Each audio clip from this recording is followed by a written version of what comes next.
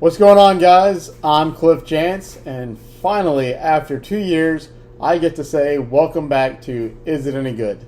I'll be honest with y'all, I bought this laptop last July with the intention of starting this channel up again, but I, for whatever reason, just didn't have the nerve to get back in front of the camera, and I still really don't, but a coworker has encouraged me by refusing to talk to me about Guardians of the Galaxy Volume 3 until I do a video on it.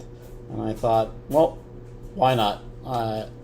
Seems like it'd be a good one to start the channel back up on. So here we are. I'll start off with a spoiler-free synopsis of the plot. If you watch the holiday special, you know the Guardians have moved into nowhere, the giant celestial skull, and have set up shop.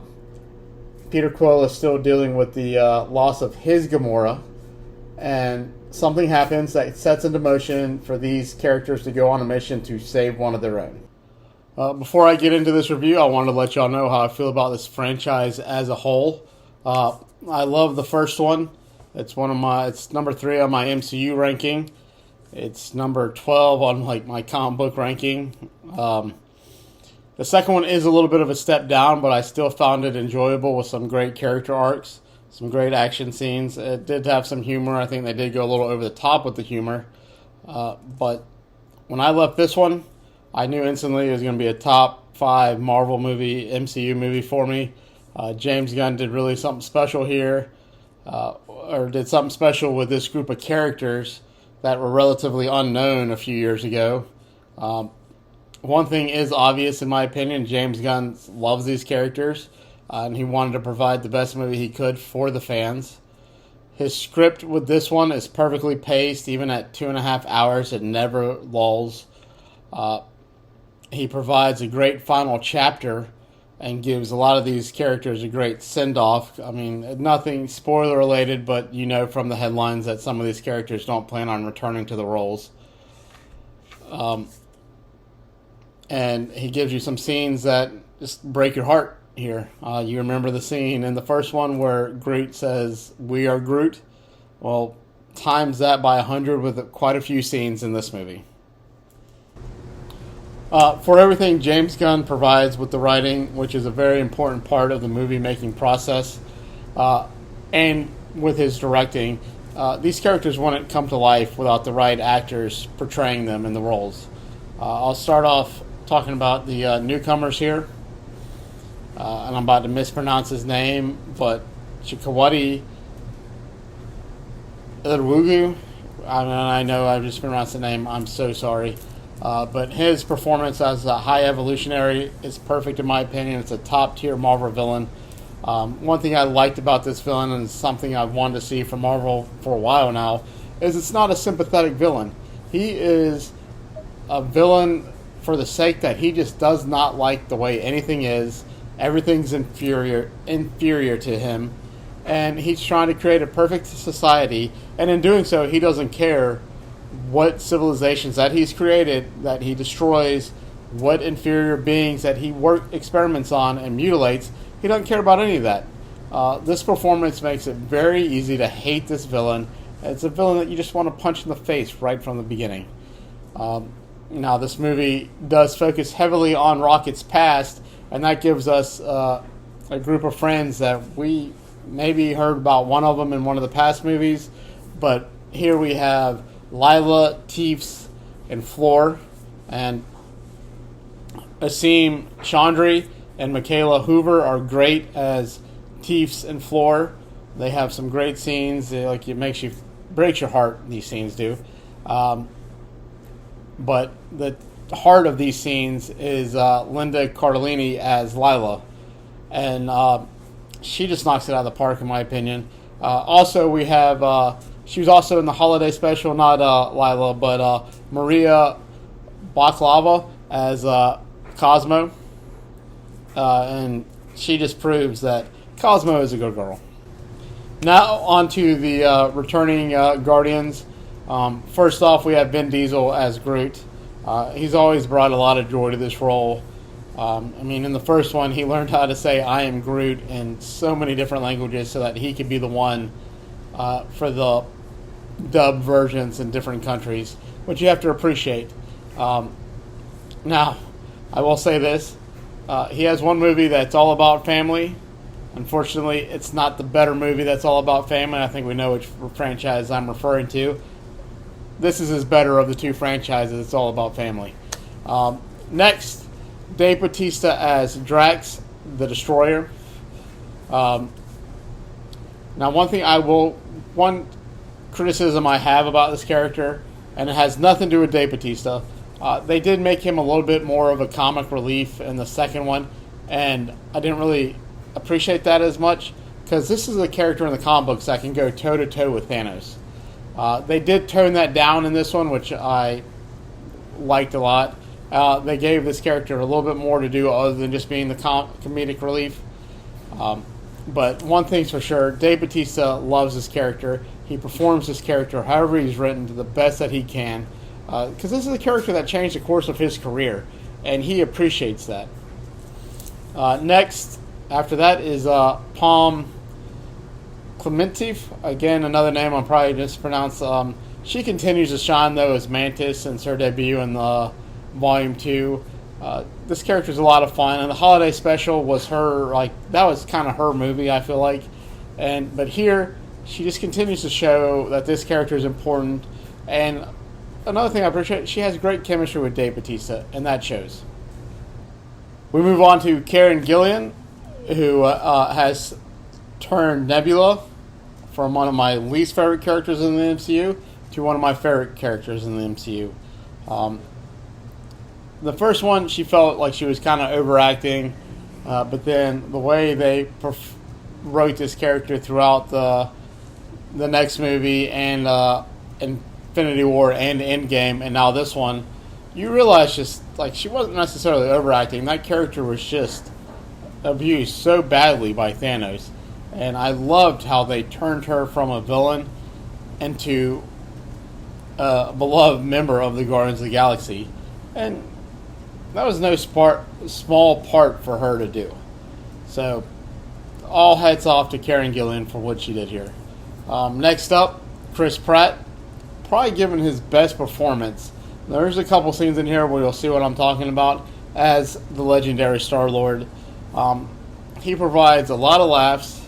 He provides us with the first... actually, I don't want to say what I'm about to say, so I'm just going to move on. But he provides us with so many emotional gut punches, too.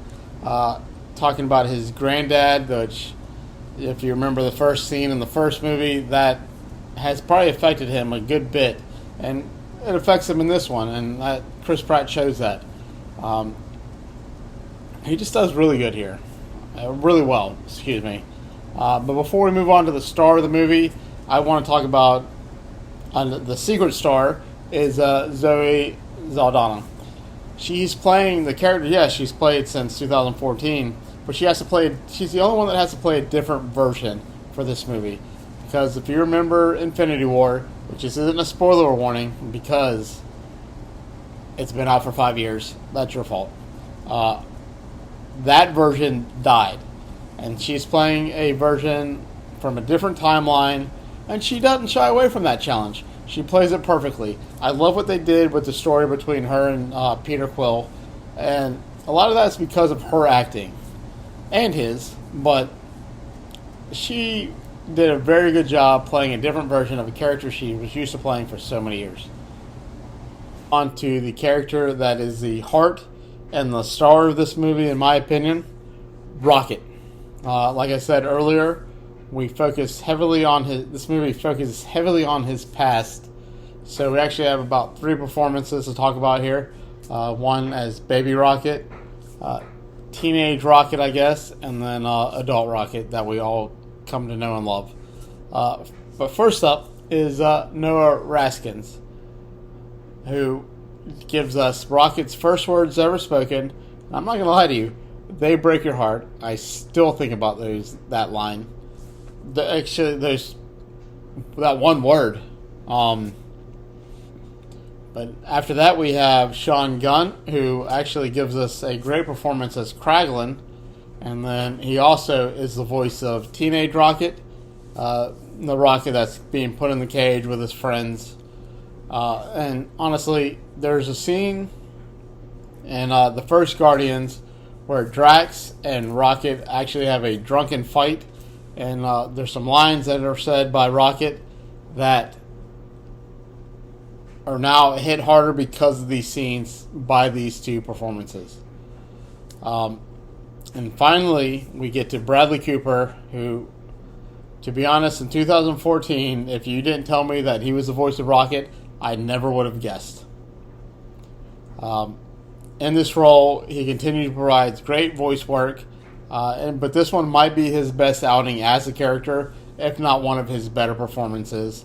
And he continues to show you why Rocket is by far so many people's favorite character in the MCU. We're done talking about the characters. Unfortunately, with a movie like this, it has a lot of characters that you want to talk about, a lot of the actors you want to give credit to. But I'm done. So let's move on to other aspects of the movie that I loved. Number one, this is a James Gunn movie, so it's going to have a killer soundtrack. Honestly, this might be the best of his three movies here. I don't own a record player. I wish I did because I'd buy it on vinyl. Every song choice lines up with every scene perfectly, especially towards the end. A few scenes that conclude the movie. Also, he does really well with action sequences. This maybe has some of the best action sequences throughout the entire MCU, especially one towards the end, which I might consider the best one-shot scene. And that also helps with the song choice of that scene. And one thing I can also say about this movie, no one feels safe. Which, as much as I love these characters, one thing you can appreciate is when you feel that the stakes are real. It helps add to the importance. It helps add to how you feel about them. And that's one thing James Gunn does very well. You never know which character that you love might make it to the end. And this entire movie, you sit on the edge of your seat rooting for them all to survive. And you just never know. And he does that very well. Now on to the mixed. I really didn't hate anything about this movie, but I did have a few things that didn't click fully with me. Number one, as much as I love the humor here, there was one scene that kind of just overplayed itself. You kind of sitting there thinking, all right, some serious stuff's happening. Y'all got to get moving. Quit making the jokes. Number two is Adam Warlock. Now, this isn't a jab at Will Poulter's performance. I thought he played the character that was written for him very well. But for me, what I know, I don't know a lot of the history of the character. But what I do know, I feel like in this movie they kind of dumbed this character down. And I didn't really like that. I kind of would like to know or seen what I've seen of him in Infinity Gauntlet, the comic book. But other than that, I think he still played it very well. And again, I didn't hate it. It didn't make me not like the movie at all. So these are just some mixed aspects I felt. Alright, before I get into my conclusion, or my final thoughts, I do want to give you all a warning. This movie does push the PG-13 rating to its max. This isn't the type of MCU movie they think, okay, I can take some of my younger kids to. Again, I'm not a parent, so I suggest you parents watch the movie first and decide for yourselves if you feel comfortable taking your kid to this movie. Because, again, they do push that rating to its limit. In conclusion, between James Gunn, the actors, the soundtrack, the action, the special effects team, we are given a top-tier Marvel movie, in my opinion. It's a truly special finale for James Gunn and these characters. I don't know which ones are going to be returning. We'll see, hopefully soon in the future. James Gunn did something really special here for 10 years, almost 10 years. And I can't wait to see what he's going to do with the DCU. Again, it's a perfect swan song for him. So go out and see this movie. I give it a 9 out of 10. I may give it a 10 out of 10. We'll see on the second viewing. But thank you for watching. This has been a long time coming. Please hit that like and subscribe button so that I can continue to do more content. And once again, this is It Any Good? And I'm Cliff Chance. Thank you.